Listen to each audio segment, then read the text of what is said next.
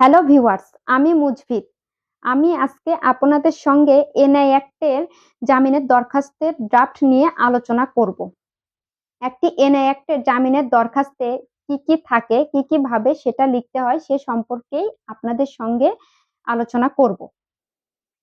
একটি এনআই অ্যাক্টের দরখাস্তে প্রথমে থাকবে আদালতের নাম, তারপর থাকবে মামলা নাম্বার, এরপর থাকছে বাদী বনাম আসামির নাম, তারপর অবশ্যই আইনের ধারাটা লিখতে হবে। তারপর আসবে বিষয়, আপনি কি বিষয়ে দরখাস্ত লিখছেন, যেমন স্বেচ্ছায় হাজির হলে স্বেচ্ছায় হাজির আসামির দরখাস্ত, ঠিক আছে। তারপর থাকছে দরখাস্তের গর্ভাংশ, তারপরের পোর্শনে থাকছে বিধায় প্রার্থনা, এবং বিধায় প্রার্থনার পরে থাকছে হেতুবাদ। আমার কাছে এখানে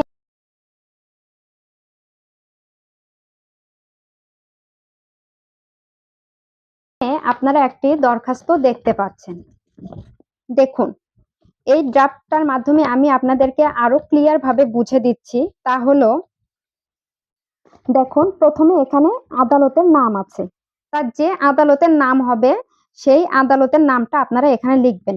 যেমন সিনিয়র জুডিশিয়াল ম্যাজিস্ট্রেট, যে থানার হবে সেই থানার আমলি আদালতটা এখানে লিখবেন, সেই থানার নামটা এখানে লিখে দিবেন। তারপর থাকবে মামলা নাম্বার। মামলা নাম্বারের শেষে অবশ্যই থাকবে থানার নামটা, এই ব্র্যাকেট অপশনে অবশ্যই থানার নামটা থাকবে। তারপর থাকছে বাদী বনাম আসামি। আপনারা অবশ্যই বাদীর ঘরে বাদীর নামটা লিখে ফেলবেন এবং আসামির ঘরে আসামির নামটা লিখে ফেলবেন। শুধু আসামির নাম লিখলে চলবে না, আসামির সঙ্গে আসামির পিতার নাম, শাকিন মানে গ্রামের নাম, থানা, জেলা, এ সমস্ত উল্লেখ করতে হবে। এবং তারপরে থাকছে আইনের ধারা। যেহেতু এটা এনআই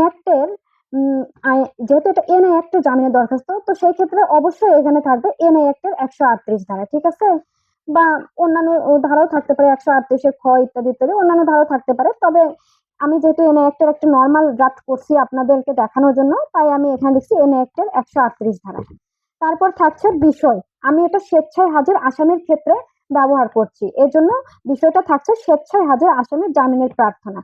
তারপর জামিনের প্রার্থনার গর্ভাংশ থাকছে দরখাস্তকারী আসামির বিনীত নিবেদন, এই যে অত্র মামলার আসামি সম্পূর্ণ নির্দোষ, বাদী আসামিকে হয়রান ও জেরবার করিবার উদ্দেশ্যে উপরোক্ত মিথ্যা মামলা আনয়ন করিয়াছে। তারপর লিখতে হচ্ছে আসামি অত্র মামলার বিষয়ে অবগত হইয়া অদ্য স্বেচ্ছায় মাননীয় আদালতে হাজির হইয়া অত্র দরখাস্ত দ্বারা জামিনের প্রার্থনা করিতেছে। এই গেল দরখাস্তের গর্ভাংশ। পরবর্তীতে আসছে বিধায় প্রার্থনা। মাননীয় আদালত দয়া প্রকাশে ও ন্যায় বিচারের স্বার্থে নিম্নলিখিত ও অন্যান্য হেতুবাদে আসামিকে জামিনে মুক্তি প্রদানের আদেশ দানে সুবিচার করিতে মর্জি হয়। নিবেদন ইতি তারিখ, আপনারা যেদিন এই দরখাস্তটা আদালতে সাবমিট করবেন সেদিনের তারিখটা এখানে বসবে নিবেদন ইতি তারিখের ঘরে। তারপর থাকছে হেতুবাদ। হেতুবাদে থাকছে এই যে দরখাস্তকারী আসামি সম্পূর্ণ নির্দোষ, তাহার বিরুদ্ধে আনিত অভিযোগ সম্পূর্ণ মিথ্যা ও ভিত্তিহীন। 2 নম্বরে থাকছে বাদী আসামিকে হয়রানি ও জেরবার করিবার উদ্দেশ্যে উপরোক্ত মিথ্যা মামলা আনয়ন করিয়াছে।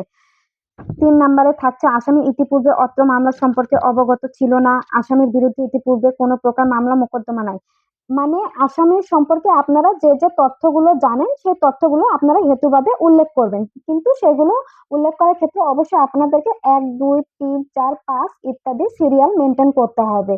তারপর লিখবেন আসামি বাংলাদেশের স্থায়ী নাগরিক, জামিনে মুক্তি পাইলে হারাইবার বা পালাইবার কোনো সম্ভাবনা নেই, তৎকারণে জামিনে মুক্তি পাইতে হকদার হইতেছে বটে। অন্যান্য হেতুবাদ শুনানিকালে মৌখিকভাবে নিবেদন করা হইবে।